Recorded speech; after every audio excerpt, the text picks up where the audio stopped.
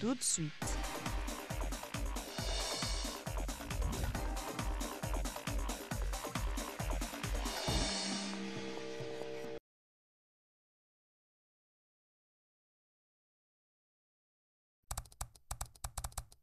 Tout de suite.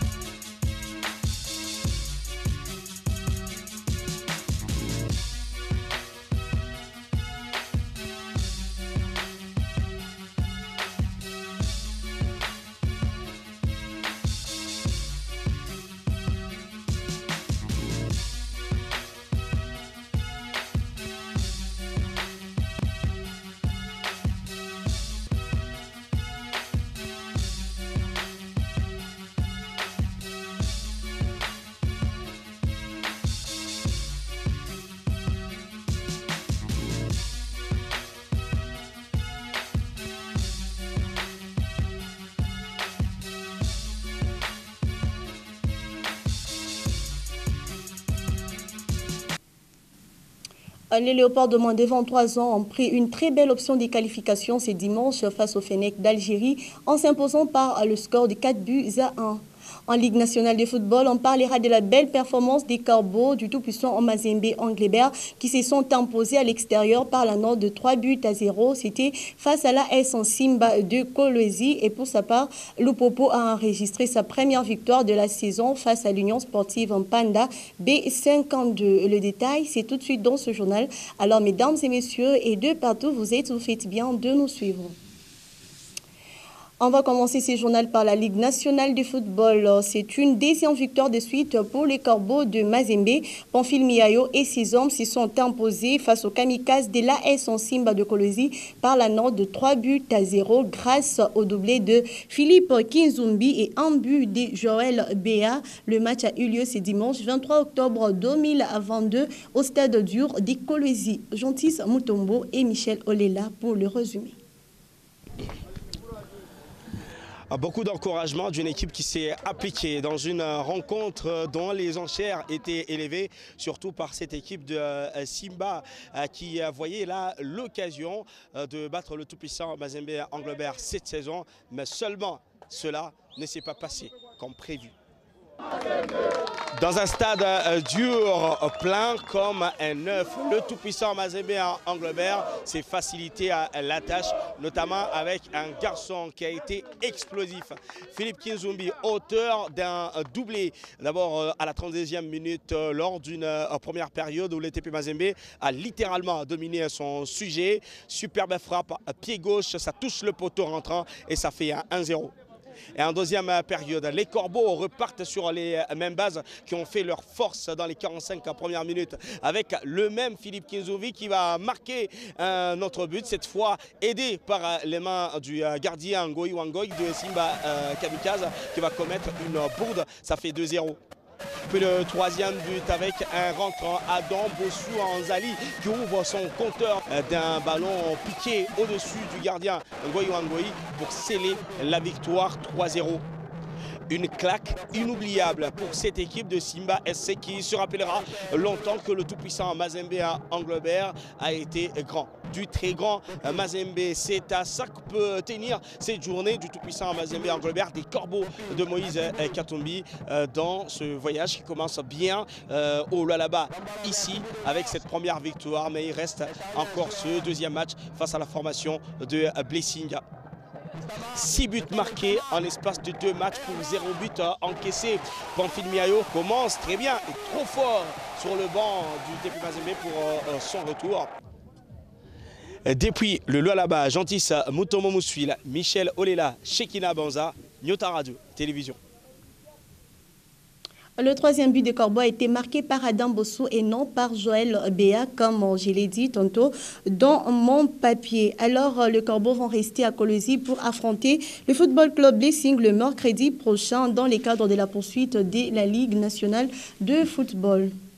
Autre résultat pour ce dimanche à Kolwezi, le Football Club Blessing, soit le prochain adversaire du Corbeau, s'est imposé par la note de 3-0 et l'adversaire c'était la jeunesse sportive groupe Bazano Lupopo a battu l'Union sportive Panda B52 par le score de 3-2. C'était une première victoire pour les cheminots de Lupopo en cette nouvelle saison de la Ligue nationale de football après son nul des 1-1 face à Lubumbashi Sport. Et pour ce lundi 24 octobre 2022, le Football Club Renaissance jouera contre la Sikouille à partir des 13h juste au stade de Martyr et les Daring Club Motema Pembe va recevoir la jeunesse sportive de Kinshasa à 15h juste sur cette même pelouse et à 17h c'est l'AS Vita Club qui jouera contre l'AC Rangers à partir de 17h.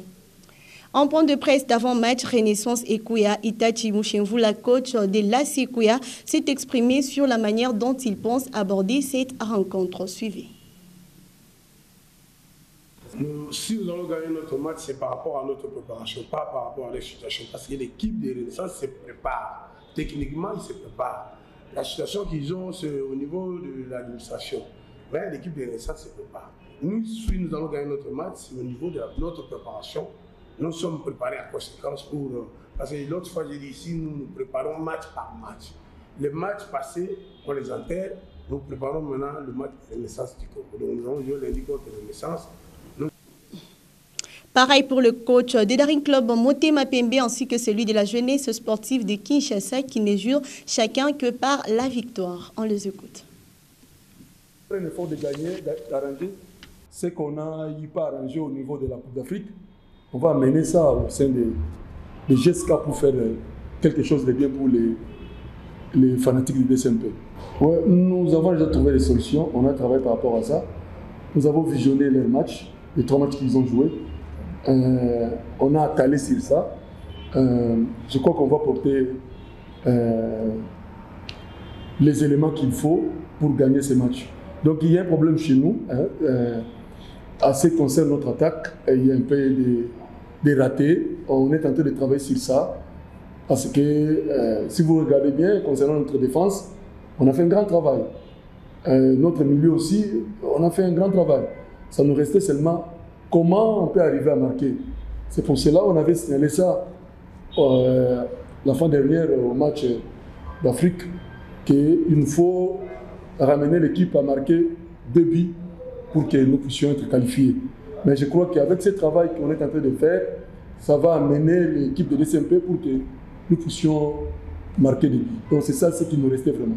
Et maintenant là on doit se relancer, donc on n'a pas le temps de regarder en arrière.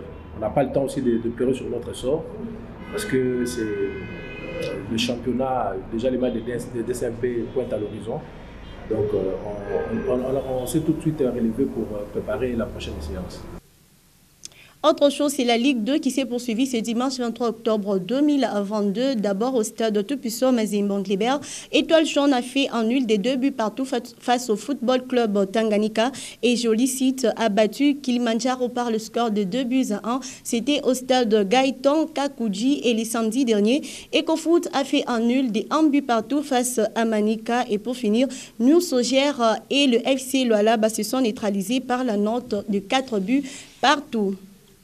L'entente urbaine de football des jeunes de Lubumbashi a démarré ce dimanche 23 octobre 2022 au stade Gaëtan Kakuji avec 3 rencontres dans différentes catégories. D'abord chez les pré-minimes, Joli City a battu Royal City par la note de 2-0. Chez les minimes, Joli City s'est imposé sur le même score face à l'Académie Club d'Egikos. Enfin, dans la catégorie de cadets, il n'y a pas eu de vainqueur ni de vaincus entre les Reds des Joli City ainsi que l'Académie Club de Egikos. Retour en image avec encore Pueto. Les Red Eagles de Joli City ont confirmé leur statut de favori lors du démarrage du championnat de l'entente urbaine de football de jeunes de Lubumbashi. Les académiciens ont brillé chez les préminimes ainsi que chez les minimes. Royal City a ramassé 2 fois le cours au fond des filets chez les plus jeunes avant que la jeune équipe des Gécos récidive chez les minimes sur le même score de 2-0.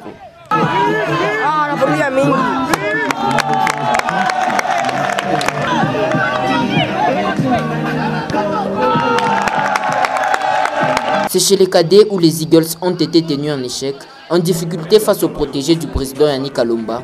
Les Reds n'ont pas été réalistes, pourtant ils ont fini en supériorité numérique, soit 11 contre 8. 0-0 est le score final, un résultat satisfaisant pour le surnommé Blues, qui sont à leur première participation à l'entente urbaine de football de jeunes de Lubumbashi.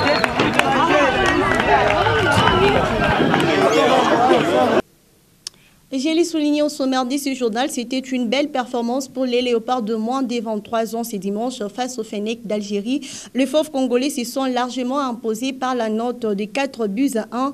Gloire Moujaya de Mazembe a ouvert le score à la 3e minute, suivi d'un doublé de Jonathan Ikangalombo à la 17e et 20e minute. Et c'est vers la 55e minute qu'un autre joueur de Mazembe, John Bakata, va marquer le 4e but de Léopard.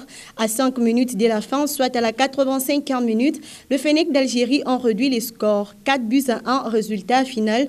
Et le match retour du 2e tour des éliminatoires Cannes Maroc 2023 aura lieu le 2 novembre prochain en Algérie. Fini les suspens, le Football Club Saint-Éloi Lupopo connaît désormais son prochain adversaire. Nous sommes en Coupe de la Confédération, bien sûr. RC Kadiogo du Burkina Faso, une équipe peu connue du monde de football. Serait-elle une casse-tête pour les cheminots? Tentative de réponse dans ses commentaires de Huguette Deborandala.